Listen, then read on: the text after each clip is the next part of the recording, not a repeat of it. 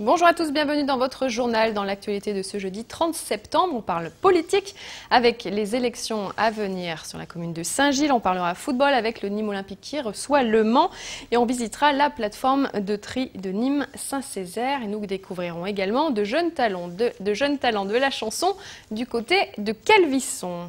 La Poste s'ouvre à la concurrence et au 1er janvier 2011, la Poste doit finir de s'ouvrir à la concurrence à Nîmes. La nouvelle plateforme de préparation et de distribution du courrier de Nîmes Saint-Césaire a investi 1,5 million d'euros. Elle lance une opération de séduction auprès de chefs d'entreprises locaux qui découvrent une machine de tri et deux trieuses. Une machine de tri préparatoire et deux trieuses, dernier cri, d'une capacité de 10 000 plis l'heure. Rien que ça. Présentation d'Olivier Michel. Afin de faire face à l'ouverture à la concurrence, au 1er janvier 2011, la Poste se modernise. Nationalement, 3,4 milliards d'euros ont été investis. Localement, la Poste a ouvert à la mi-septembre une plateforme à Alès et investi 1,5 million d'euros dans la plateforme nîmoise de distribution du courrier. Une plateforme qui, grâce à la mécanisation, traite désormais quelques 360 000 plis par jour, de quoi mieux assurer la distribution et faire face à une éventuelle concurrence.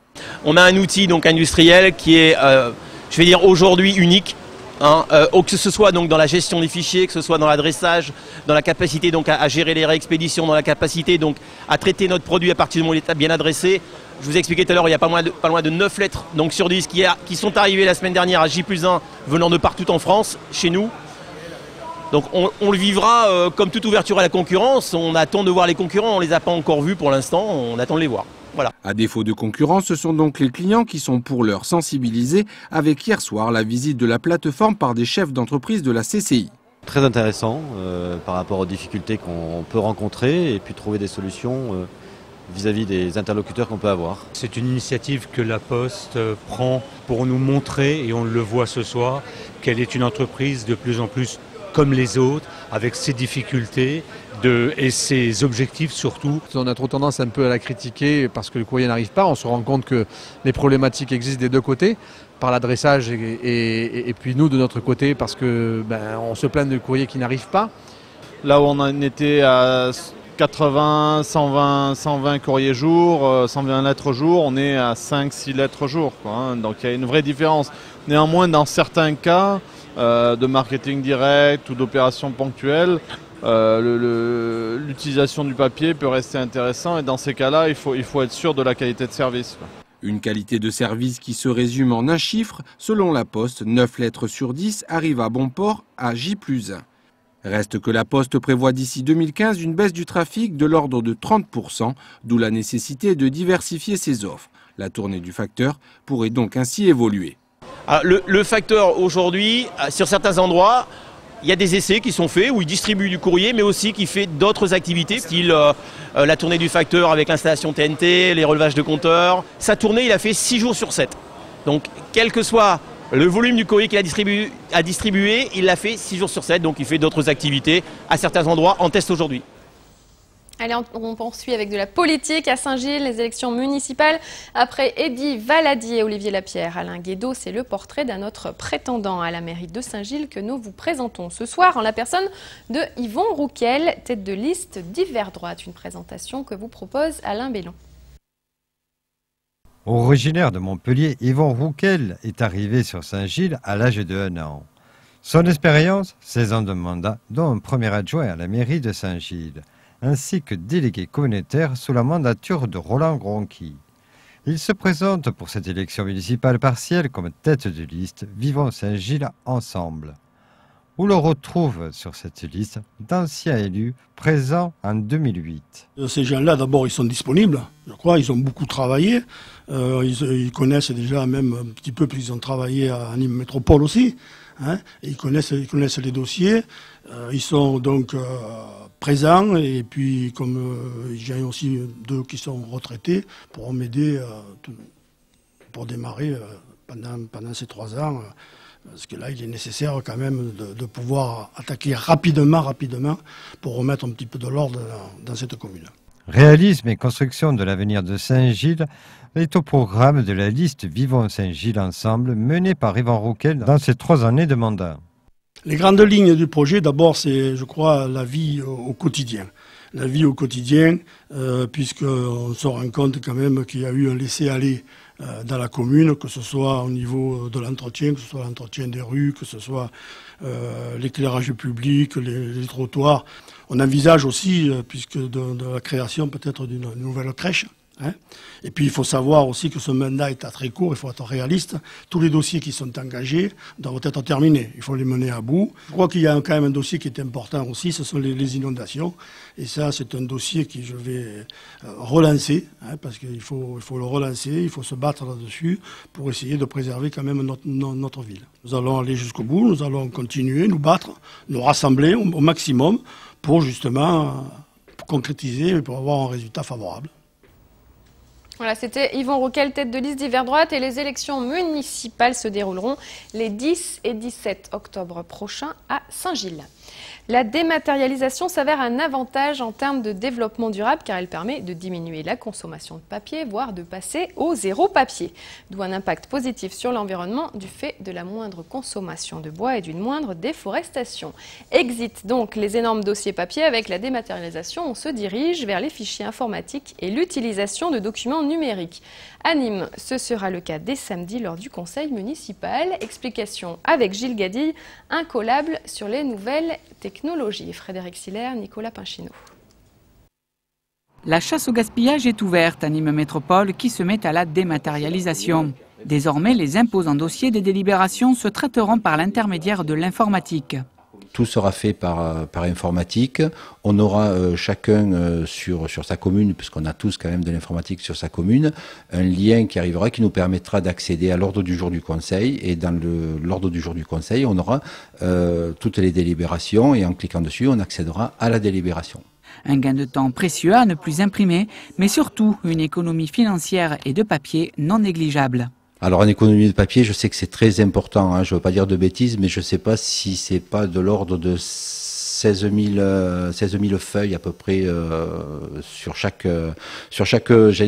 conseil. On sait qu'on fait à peu près 150 tirages, ce sont des dossiers quand même qui sont assez volumineux, il faut les expédier par la poste, donc en plus ça a un coût, donc tout ça quand même ça fait des économies assez importantes.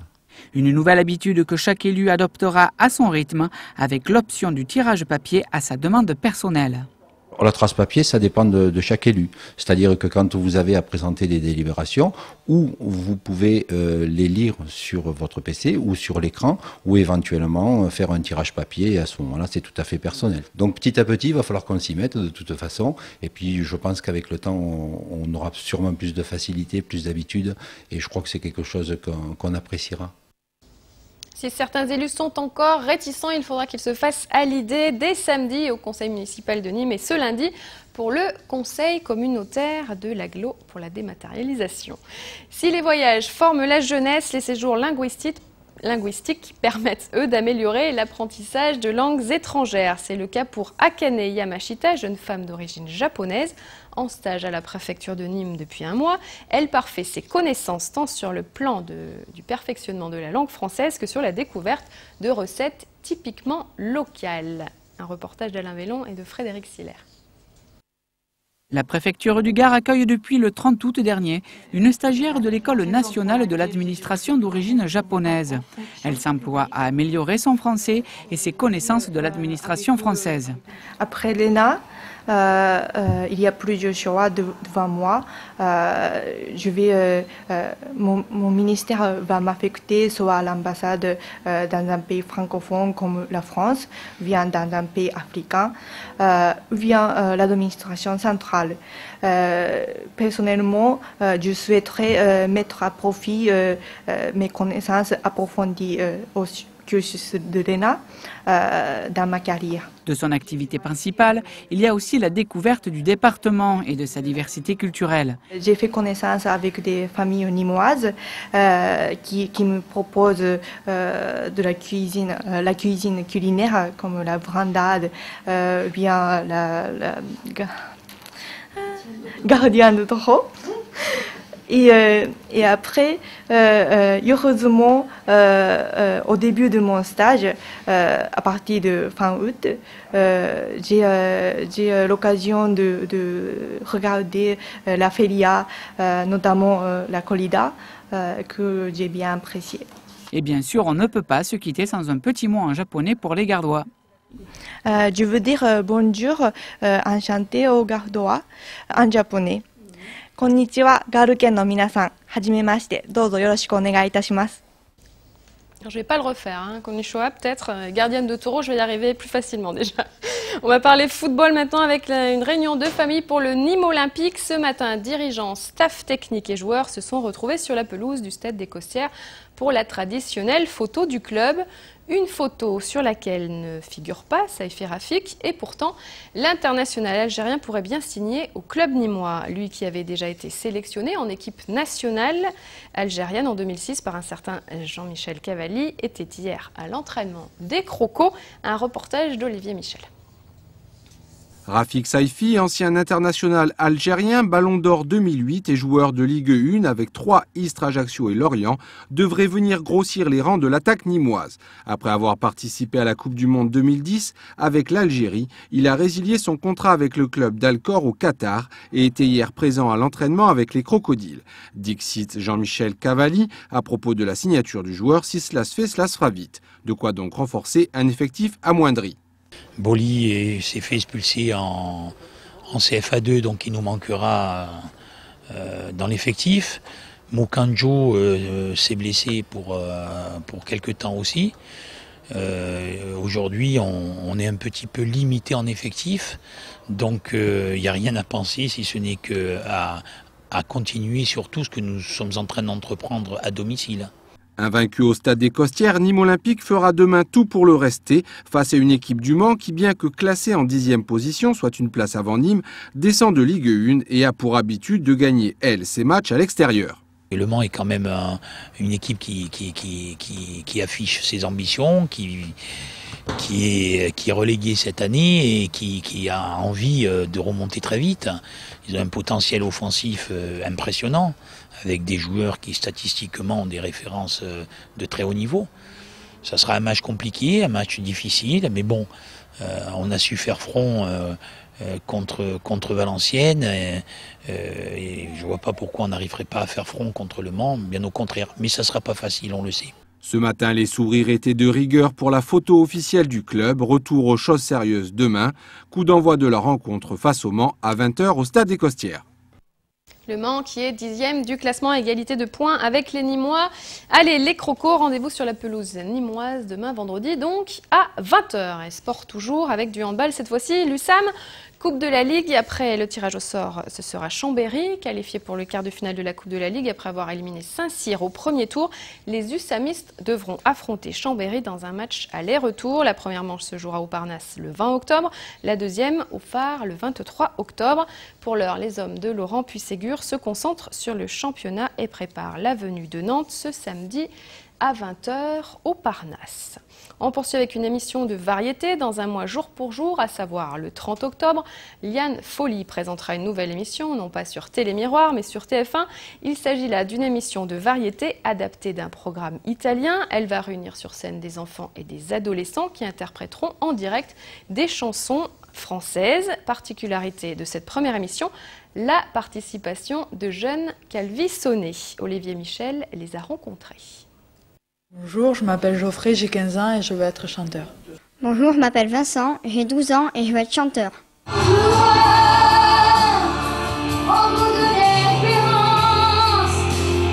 Que de jeunes Gardois aient pour ambition de devenir chanteurs, jusque-là, rien d'anormal. Qu'ils habitent tous deux à Calvisson, passe encore. Mais qu'ils soient sélectionnés pour une même émission présentée par Liane Folly en prime time sur TF1, là, c'est plus que rarissime. À croire qu'à Calvisson, on est avec un don. Vincent, c'est un peu son grand-père qui l'a entendu chanter plusieurs fois, qui m'a fait la réflexion, qui m'a dit tu as entendu ton gamin comme il chante bien? Je dis oui, j'ai entendu un petit peu, ouais, c'est vrai qu'il a... Et puis un jour, on a tenté le coup sur un karaoké, et puis la première fois qu'il était au karaoké, ça a été vraiment... les gens se sont mis debout dès qu'il a chanté, quoi. Je rêve sans fausse note, sans rature, je rêve de la démesure. il a osé à 6 ans commencer à chanter une chanson dans un karaoké. Moi, j'étais pas trop chaud parce que je me suis dit, tu connais pas les paroles, mais il m'a dit, je la connais par cœur, tu vas voir, ça va le faire. Et il a chanté une première chanson en karaoké, la musique. C'était la première année où il y avait la Star Academy. Et il nous a scotché. Et quand j'ai entendu sa voix, je me suis dit, il a un potentiel, donc je vais le mettre au chant. Et je l'ai mis à chanter dans une chorale. Puis après, 4 ou 5 ans après, j'ai créé moi mon association, Micropassion, pour le mettre sur scène. Un talent qui leur aura permis de passer les sélections régionales puis nationales. J'ai chanté à Montélimar. Je me suis qualifiée pour aller en finale à Paris. Et après, je me suis encore qualifiée pour passer à la télé. À Paris, sur 52 jeunes, 25 ont été sélectionnés. Mais pas de quoi impressionner Geoffrey, qui a déjà sorti un CD et même chanté en 2009 l'hymne à l'amour dans l'émission d'M6 Incroyable Talent, d'où son professionnalisme. Ce week-end, on va monter à Paris pour faire une prise de tonalité et des photos. Et pour enregistrer la bande-annonce. Adaptation française d'un programme italien, l'émission sera diffusée en direct sur TF1 le 30 octobre prochain et s'appellera « Je te laisse une chanson ».